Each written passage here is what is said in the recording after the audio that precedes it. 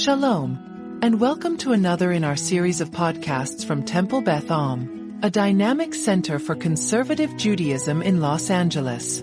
This is a recording of a Shabbat sermon with Rabbi-Cantor Chorny. For the first time in 15 years, our family adopted a new pet. Her name is Cleo, and she is a baby leopard gecko. Now, I will be the first to admit that when she arrived, she was a total mystery to me. How old is this gecko? We had no idea. Male or female? Is she social? Does she need climbing toys and stimulation in her tank? Speaking of the tank, was she supposed to be eating all the sand? What was she supposed to be eating? Google and ChatGPT told us two different stories about the care that we should be giving her. The best mechanism for heating a 20-gallon terrarium might be this or it might be that. She should eat crickets. No, mealworms. She's nocturnal. Or, if you believe the other website, she's crepuscular. I had to look that one up. Don't pick her up, but socialize her early. And there was only one thing that the whole internet agreed upon. Of course she's eating the sand. For goodness sakes, get the sand out of her cage. Now, in recent months, my mom has been volunteering at the Liner Library downstairs alongside Mora Essia. When we brought Cleo home, my mom checked out a children's book with a whole section on leopard geckos. I learned more from that one chapter of a children's book than I had in my days of late-night web searches. As I knelt next to the terrarium, patiently setting my open palm next to Cleo so I could, as I'd learned to do, introduce my scent to her environment, I thought about the satisfaction of getting answers from that kid's book. How the authors had done the research for me. How they'd found the information for me. How I like to get one singular, clear answer as if there's one right way to do something. The technology for information gathering changes in every generation. In the ancient world, there were prophets like Moshe who served as conduits to God, and Greek oracles who decreed with the power of the divine. The pre-modern world saw the advent and growth of educational systems, and then the growth of education and literacy. Though my kids may think that libraries are antiquated, the modern public library is less than 200 years old. But I see how slow its technology seems compared to pulling a phone out of your pocket. I think we all like getting information fast. Bonus points if that information is satisfying or if it tells us what we need or want to hear. We can go right from query to information without much thinking at all. And if you're thinking, yes, one more way in which technology is causing us to decompensate in our processing. This is not at all a contemporary phenomenon. In the 1970s and 1980s, there was a teacher named Mary Budd Rowe. And in her research, she found that teachers tended to pause for just 0.7 to 1.4 seconds after they asked a student a question before they would turn to another student, or the teacher would just answer themselves. Mary pointed out that we were raising a generation without the skill of pausing to think. She called her method wait time, encouraging not just a deliberate pause for consideration, but also follow-up questions that asked the student to ruminate on why they answered as they did. Well, hang on, why were you thinking that? If conditions were different, Would your answer even be the same? That's so interesting. Did you just think of that? Where did that come from? I recently watched an interview with one of my favorite authors, Dara Horn.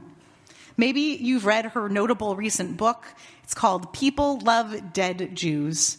And it's a collection of essays in which she meditates on the eerie comfort the world takes in memorializing Jews and the Jewish people. Dr. Horn is an English professor with degrees in comparative Hebrew and Yiddish literature from Harvard. She's written dissertations. She's written novels based on big ideas, some of them absolutely brilliant.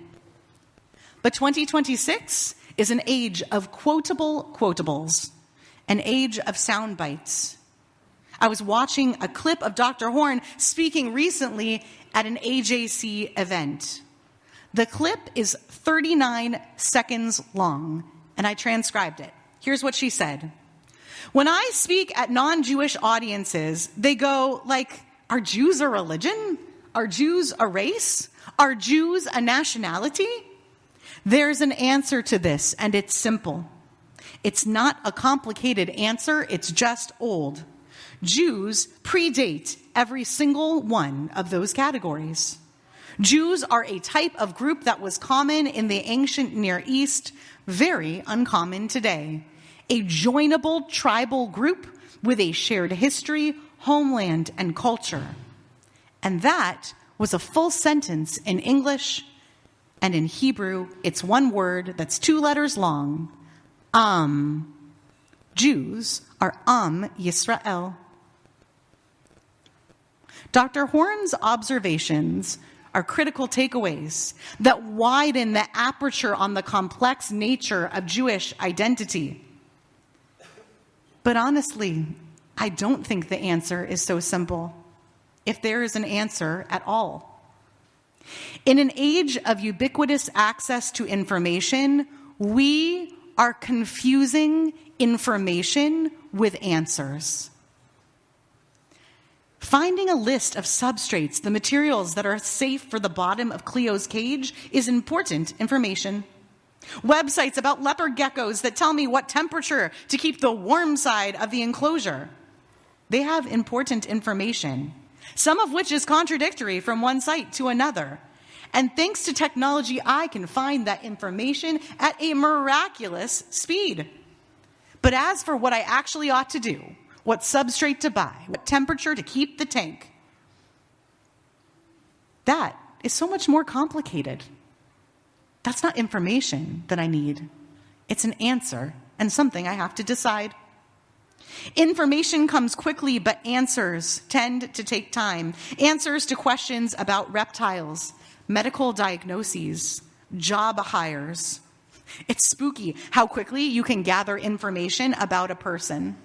But deciding whether they're a fit for your workplace, a potential friend, even a potential partner, you cannot get those answers with a swipe. Just more information. For the millennia of human existence that predated the internet, people often turned to religion and faith, to their if you will, for answers. In the Hebrew Bible, we meet all kinds of semi-political figures, some judges, some are prophets, some both, who serve as interpreters of the tradition.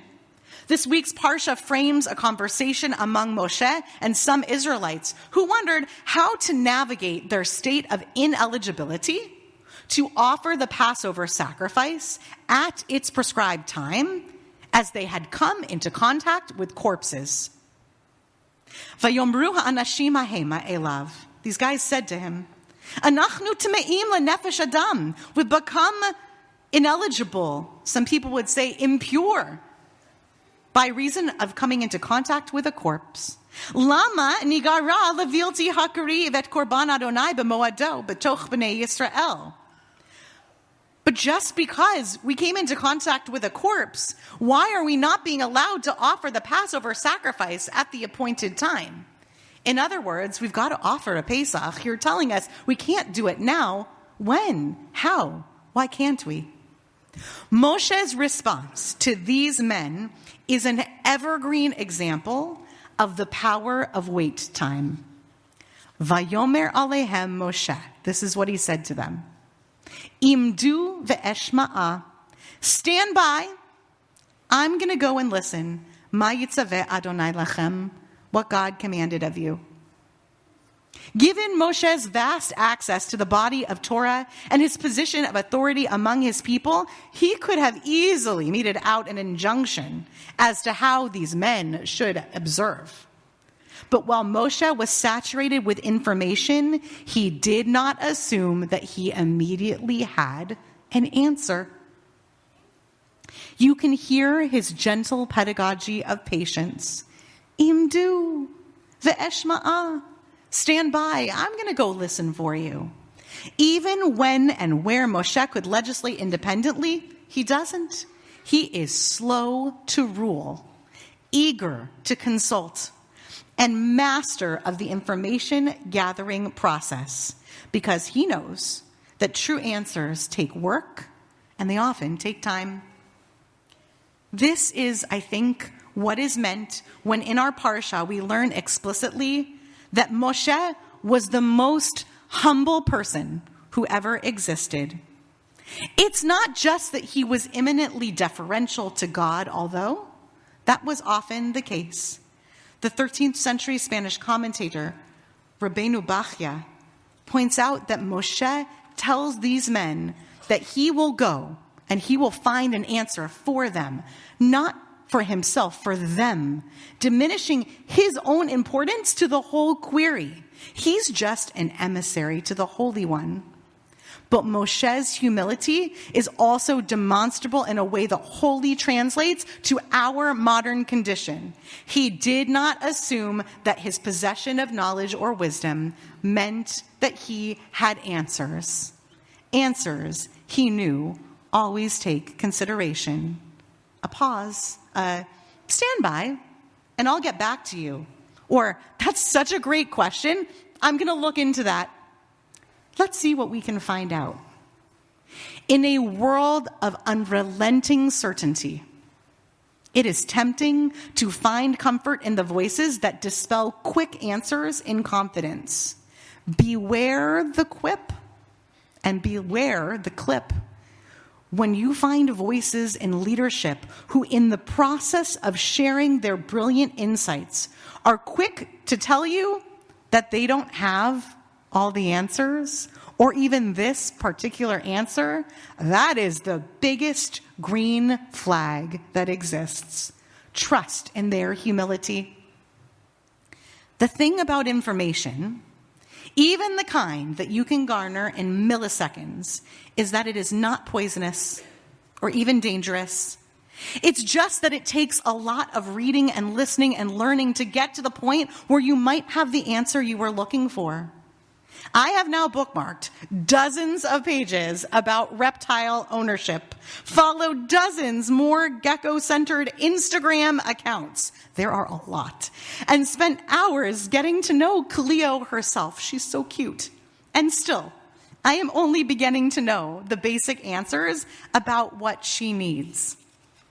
On a much grander scale, I have spent my entire professional life so far trying to figure out what exactly Jews are. Maybe Dr. Dara Horn got me a little closer. I have more information about that matter than I ever thought possible, and I am no closer to an answer. And even if I do ever whittle down my answer to a soundbite, I know that no 39-second clip will ever cure anti-Semitism or help my neighbors better understand me. This is a microcosm of the greater human experience. Life is a big exercise in great humility. You will never really be sure that you found the right answers to the important questions. When in doubt, stand by. Humility will lead you down the path of curiosity and wonder. Stand by and listen. The path to answers is paved with patience.